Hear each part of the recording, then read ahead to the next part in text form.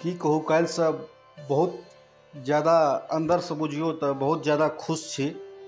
और अहाँ बहुत रास गोटे सेहो खुश हेबै।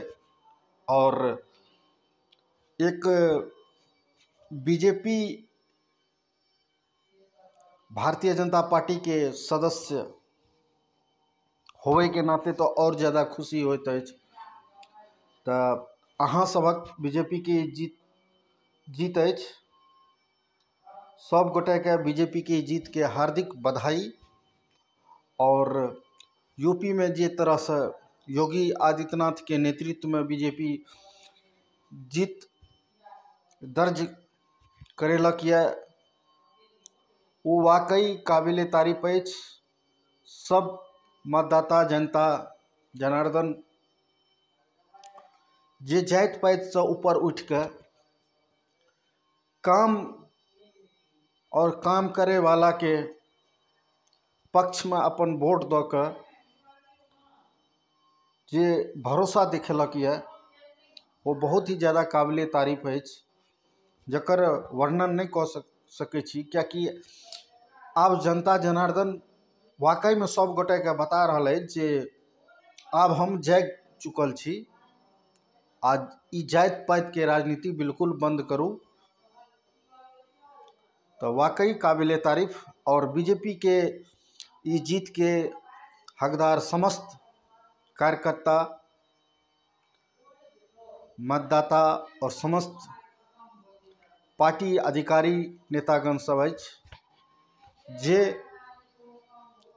मोदी जी के नेतृत्व में बीजेपी के ई स्तर पर पहुँचाबै में अपन बहुत रास योगदान देलथि है। समस्त पार्टी के सदस्य ई जीत के हकदार अछि।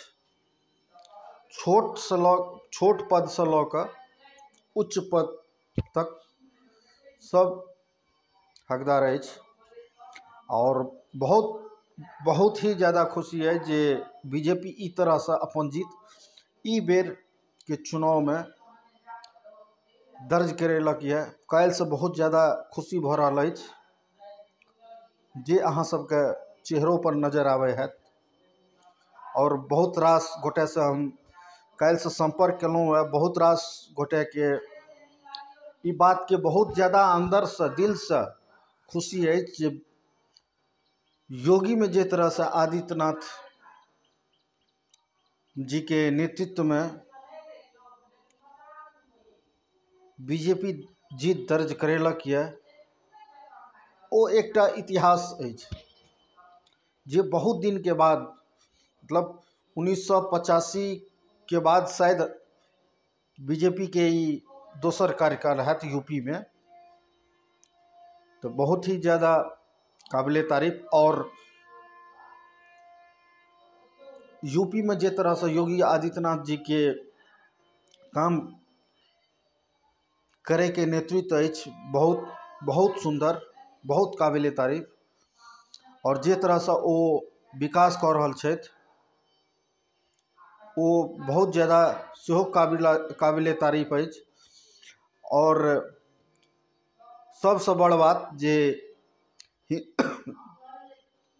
हिंदू सनातन धर्मवासी के आस्था राम मंदिर के विवाद सेहो मोदी जी के नेतृत्व में और यूपी में योगी जी के सरकार में मामला सुलझ गेल और राम मंदिर बन रहल अछि।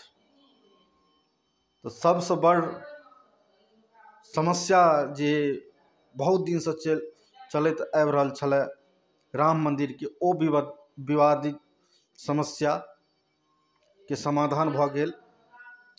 प्रभु श्री राम के मंदिर अपन जगह पर बन रहल अछि।